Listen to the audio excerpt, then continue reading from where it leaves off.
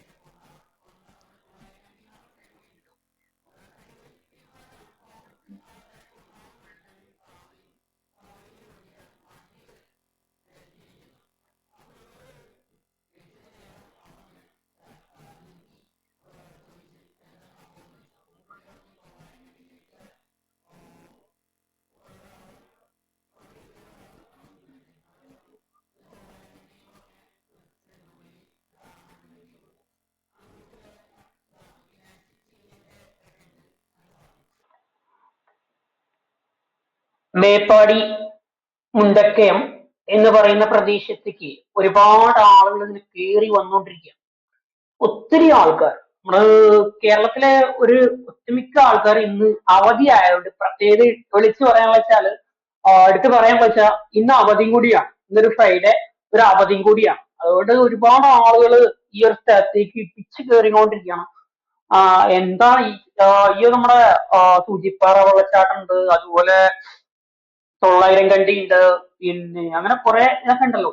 അതൊക്കെ കാണാൻ വേണ്ടിട്ട് കുറെ ആൾക്കാർ വരുന്നുണ്ട്. പിന്നെ എടുത്തു പറയാനുള്ളതാണ് ഈ 9,000 കണ്ടിയും സൂചിപ്പാറേന്റെയും കുറച്ചെടുത്താണ് നമ്മുടെ 400 ആളുകാര് മരണപ്പെട്ട സ്ഥലം. ആ ഒരു സ്ഥലത്തിന്റെ എടുത്തെത്താനായിട്ടാണ് ഞങ്ങള് ഭയങ്കര മേലെ കൂടെ മറ്റേ സിപ്പ് ലൈനൊക്കെ ഉണ്ട് കേട്ടോ. അതായത് ലൈൻ എന്ന് പറയുമ്പോ ബ്രിഡ്ജ് നമ്മുടെ സൈക്കിളില് മലപ്പുറത്തൊക്കെ നമ്മുടെ മലപ്പുറം കോട്ടക്കുന്നിലൊക്കെ ഉള്ള മാതിരി സംഭവമാണ് ആ സൈക്കിളിൽ സംഭവ പരിപാടി. ഒരു സൈക്കിൾ വരും, അതിന്റെ മണ്ടേന്ന് ചവിട്ടണം, നിലത്ത് കൂടെ കേട്ടോ, ഒരു കമ്പിയും കൂടെ. അപ്പൊ അതിന്റെ ഇതൊക്കെ ഉണ്ട് അവിടെ. പിന്നെ നമ്മളവിടെ ചെല്ലുമ്പോ ഒത്തിരി ആളുകള് പാലത്തിന്റെ അടുത്ത് അവിടെ ഒരു പാലുണ്ട്, ഒരു നമ്മുടെ ഇന്ത്യൻ ആർമി അവർക്ക് വേണ്ടിയിട്ട് ഒരു പാലം നിർമ്മിച്ചിട്ടുണ്ട്. ആ പാലത്തിന്റെ അവിടെ ഇപ്പം എത്തിക്കൊണ്ട് അവിടേക്ക് വഴി കടത്തിവിടില്ല, പാലത്തിന്റെ അടുത്തേക്ക് നമുക്ക് കടത്തിവിടില്ല. നമ്മളെ വാഹനം ഇച്ചിരി ബാക്കിൽ കുറച്ച് സ്ഥലത്ത് നമ്മളെ പിടിച്ചു നിർത്തും. പിടിച്ചു നിർത്തുന്ന വെച്ചാൽ നമ്മളവിടെ എത്തുമ്പോ കുറെ ഒത്തിരി ആൾക്കാർ ഇങ്ങനെ വന്നതുകൊണ്ട് ഈ ഒരു സ്ഥലം കാണാനൊക്കെ ആയിട്ട് ഒരു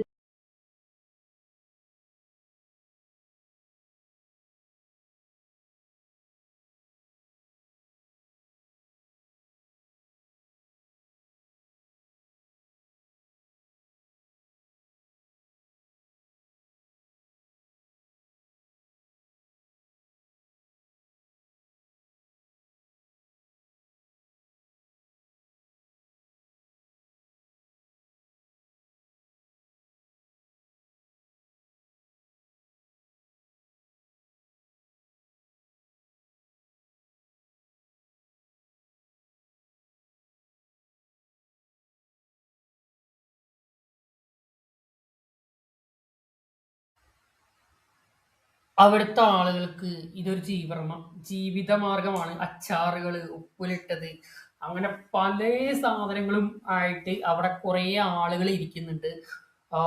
നമ്മുടെ പിന്നെ അടുത്തുള്ള ആൾക്കാർ, ഈ ഒരു സ്ഥലത്തേക്ക് സന്ദർശിക്കാൻ വരുന്ന ആൾക്കാരുണ്ടെങ്കിൽ അവരെയൊക്കെ ഒന്ന് സഹായിക്കുക കേട്ടോ. കാര്യം എന്താ വെച്ച് കഴിഞ്ഞാൽ അവിടെയുള്ള ആളുകൾക്ക് ഭയങ്കര ബുദ്ധിമുട്ടാണ്. വീടിന്റെ കാര്യത്തിലാണെങ്കിലും ഒക്കെ ബുദ്ധിമുട്ടാണ്. ഇപ്പൊ നമ്മുടെ സർക്കാർ അതിനായിട്ട് അവർക്ക് വേണ്ടിയിട്ട് ഒരുപാട് കാര്യങ്ങൾ ചെയ്തുകൊണ്ടിരിക്കുകയാണ്. പിന്നെ കൽപ്പറ്റയിൽ പുതിയതായിട്ടൊരു സ്ഥലത്ത് ആശുപത്രി എല്ലാം ആയിട്ട് അവർക്ക് സെറ്റ് ചെയ്യുന്നുണ്ട്. 400ഓളം നല്ല അടിപൊളി വീടുകളൊക്കെ ആയിട്ട് സർക്കാർ ചെയ്തുകൊണ്ടിരിക്കുകയാണ്, വർക്ക് ചെയ്തുകൊണ്ടിരിക്കുകയാണ്. അപ്പൊ എന്താ പറയാ, വരുന്നവര് ഹെൽപ്പ് ചെയ്യാം. പിന്നെ നമ്മളിങ്ങനെ നടന്ന് നമ്മളവിടെ തിരിച്ചു പോകും. നമ്മൾ തിരിച്ചു പോരുന്ന സമയത്ത് റോഡ് സൈഡിൽ വലിയൊരു ഫ്ലക്സിൽ 400 കുടുംബത്തിന്റെ ഫോട്ടോ. അത് കാണുമ്പോൾ നമ്മുടെ കണ്ണൊക്കെ നിറഞ്ഞു. ഇപ്പോഴും കണ്ണിൻ്റെ ഉള്ളിൽ നിന്ന് വെള്ളം വന്നുകൊണ്ടിരിക്കുക.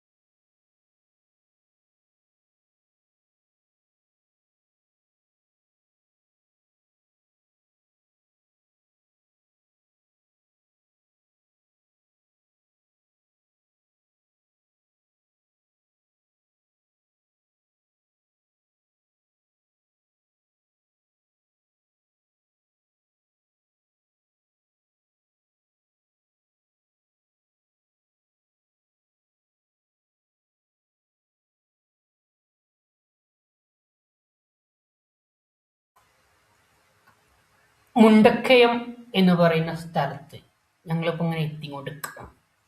അവിടെ ചുമരുമ്മ കാണുമ്പോൾ ഒരു ബോർഡ് കാണാം. ആ ബോർഡിൽ നമ്മളെ വിട്ട് പിരിഞ്ഞ ഏകദേശം പിന്നെ 400ഓളം പേര് ഫോട്ടോ അവിടെ കാണാൻ പറ്റും. പിന്നെ എടുത്ത് പറഞ്ഞ വെച്ചാൽ ഈ ഒരു സ്ഥലത്ത് നിന്ന് നമ്മളെ വണ്ടി നിർത്തിയിട്ട് കുറച്ച് നീങ്ങണം. 10 മീറ്റർ നടക്കാനുള്ളൂ. 10 മീറ്റർ നടന്നു പോകുമ്പോൾ നമുക്ക് കാണാൻ പറ്റും ഇത് ഒരു ബാരിക്കേഡ്. അതായത് നമ്മുടെ സർക്കാർ അതുപോലെ കേന്ദ്ര സർക്കാരും കൂടി കൂടിയിട്ട് നമുക്ക് പട്ടാളക്കാരുടെ ഒരു ബാരിക്കേഡ് നിർമ്മിച്ച് കാണാൻ പറ്റും. അതിലൂടെ വാഹനങ്ങളൊക്കെ കടന്നുകൊണ്ട്, വാഹനങ്ങൾ എന്ന് പറഞ്ഞാൽ വലിയ വാഹനങ്ങളൊന്നും കടത്തിവിടാതെ അവിടെ എല്ലാം എടുത്തേക്കുള്ള വാഹനങ്ങളൊക്കെ കടത്തി വിടുന്നുണ്ട്. അവിടുത്തെ ആളുകൾ ഒരു സംഭരണ ഒരു പുതിയ പദ്ധതി എന്ന് പറഞ്ഞു കഴിഞ്ഞാൽ അവിടെ കുറേ ആൾക്കാർ, അവിടെ കറണ്ടില്ല, പിന്നെ അതുപോലെ ഇതൊന്നുമില്ല, കറണ്ടൊന്നുമില്ല, ഒക്കെ പോയിക്കണ്. കറണ്ടും ലൈനൊക്കെ പൊട്ടി കിടക്കുക. അവിടുത്തെ ആൾക്കാർ വീട്ടിലുണ്ടാക്കുന്ന അച്ചാറ്, അതുപോലെ ഞങ്ങൾ വാങ്ങിയിട്ടോ അച്ചാറ്, ഉപ്പിലിട്ടത്, അങ്ങനെ കുറേ ഐറ്റംസ് റോഡ് സൈഡിൽ പിന്നെ നമ്മളെ ദുരന്തം നടന്ന സ്ഥലത്ത് തന്നെ മുണ്ടക്കയം അങ്ങോട്ട് നീങ്ങുന്നോട് തന്നെ എടുത്ത് തന്നെ ഇരിക്കുന്നുണ്ട്. കുറേ ഏട്ടന്മാർ ഇരിക്കുന്നുണ്ട്, കുറേ അമ്മമാർ ഇരിക്കുന്നുണ്ട്, കുറേ കുട്ടികൾ ഇരിക്കുന്നുണ്ട്, ഒരുപാട് ആൾക്കാർ ഇരിക്കുന്നുണ്ട്. അവരുടെ മുണ്ടക്കയം ദുരന്തം സംഭവിച്ച സ്ഥലത്ത് തന്നെ നമ്മൾ നിൽക്കുന്നത്. ആ സ്ഥലത്ത് ഒരു പാലം കയറി അങ്ങോട്ട് കയറി കണ്ട അവിടെ നിന്ന് കുറേ ഫോട്ടോ ഒക്കെ എടുത്തിട്ടോ. അപ്പോൾ അവിടെ നിന്ന് കയറി കഴിഞ്ഞാൽ കാണാൻ പറ്റും എന്തെന്ന് വെച്ച് കഴിഞ്ഞാൽ ആ പാലത്ത് മേലെ ഒത്തിരി ആൾക്കാർ സൈഡിൽ കൂടെ ഒക്കെ അച്ചാറ്, അതുപോലെ ഒരുപാട് കരിമ്പ് ജ്യൂസ്, അങ്ങനത്തെ ഓരോ നമ്മളെ ഇതിലെത്തിയ മാതിരി എന്താ പറയാ, മാങ്ങ ഉപ്പിലിട്ടത്, അച്ചാറുകൾ, അതൊക്കെ ഒരുപാടുണ്ട്. നിങ്ങളെ കൊണ്ട് പറ്റുന്ന സഹായം അവിടെ വരുമ്പോ അതൊക്കെ എടുത്തുനിന്ന് വാങ്ങാട്ടോ. ഈ പാലാണ് കയറി കഴിഞ്ഞാൽ കാണാൻ പറ്റുന്ന വെച്ചാല് ദുരന്ത ഭൂമിയാണ്. അങ്ങ് തല മുതൽ, അതായത് മേലെ തൊട്ട് താഴെ വരെ ഇടിച്ചിട്ട് ദുരന്തം കഴിഞ്ഞിരിക്കുക. അവിടെ ആകെ ഉള്ളത് ഒരു അമ്പലം ഉണ്ടായിരുന്നു, സ്കൂൾ ഉണ്ടായിരുന്നു. സ്കൂളൊക്കെ മണ്ണിന്റെ അടിയിലായി പോയി. അതുപോലെ അവിടെ ഉണ്ടായിരുന്നത് ഒരു അമ്പലം. ആ അമ്പലത്തിന്റെ ഫുൾ ഭാഗം പോയി, പക്ഷെ അതിന്റെ തറ മാത്രം അവിടെ ഇപ്പോഴും കിടക്കുന്നുണ്ട്. ഞങ്ങൾ പോയപ്പോഴാണ് ലാസ്റ്റ് ആയിട്ട് കണ്ടത്. പിന്നെ അതുപോലെ തന്നെ അവിടെ ഉള്ള ആൾക്കാരൊക്കെ നിങ്ങൾ സഹായിക്കും കേട്ടോ. അവിടെ നിങ്ങൾ ഈ വീഡിയോ അല്ലെങ്കിൽ അവിടെ വരുന്ന സന്ദർശിക്കുന്ന ആൾക്കാർ ആ ഒരു സ്ഥലത്ത് മുണ്ടക്കയം എന്ന് പറയുന്ന സ്ഥലത്ത് സന്ദർശിക്കുമ്പോൾ അവിടെ ഒത്തിരി ആൾക്കാർ അച്ചാറ് ഉപ്പിലിട്ടത്, മാങ്ങ ഉപ്പിലിട്ടത്, അങ്ങനെ ഒരുപാട് സാധനങ്ങൾ ആയിട്ട് ഓരോ സൈഡിൽ ഇരിക്കുന്നുണ്ട് കേട്ടോ. നിങ്ങളെ കൊണ്ട് പറ്റുന്ന സഹായം ചെയ്യണം, ചെയ്യാണ്ടിരിക്കരുത്. പിന്നെ അതുപോലെ തന്നെ പറഞ്ഞാല് നമ്മളൊക്കെ അവിടെ പോയ സമയത്ത് അവിടെ ഒരു ഏട്ടൻ പറഞ്ഞു എന്തൊക്കെയോ കൊടുക്കണ്ടേ. ഞാൻ കരിമ്പ് ജ്യൂസ് ഇടിച്ചു, അതുപോലെ പിന്നെ ഇതൊക്കെ എടുത്തു, എന്താണ് 2 മാങ്ങാച്ചാറ് വാങ്ങി. കണ്ടാലും പറഞ്ഞാലും തീരത്തില്ല. കാരണം അവിടുത്തെ അമ്പലം അതായിരുന്നു.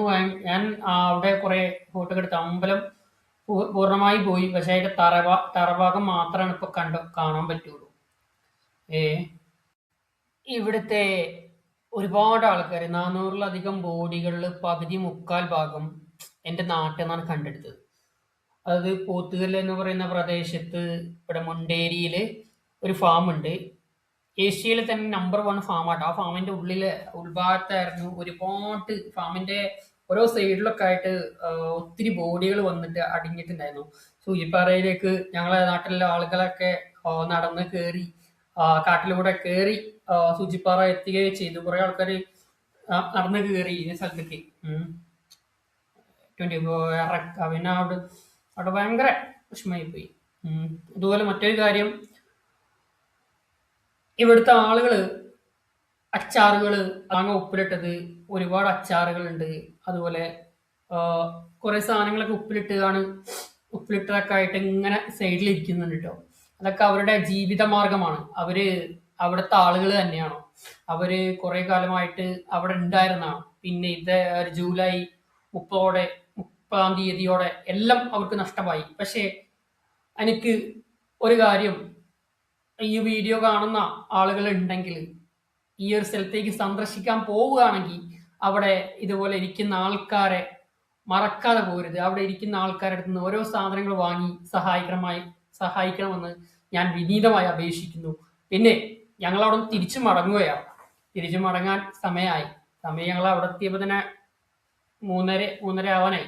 അപ്പൊ അവിടെ നിന്ന് തിരിച്ചു മടങ്ങുകയാണ്. അപ്പോൾ ആ തിരിച്ചു മടങ്ങുന്ന സമയത്ത് ഒരു സൈഡിൽ ചുമരിന്റെ അവിടെ ഒരു ഫ്ലക്സിൽ അവിടെ മരണപ്പെട്ട 400ഓളം കുടുംബത്തിന്റെ ഫോട്ടോ ഉണ്ടായിരുന്നു. അത് കണ്ടപ്പോൾ എന്റെ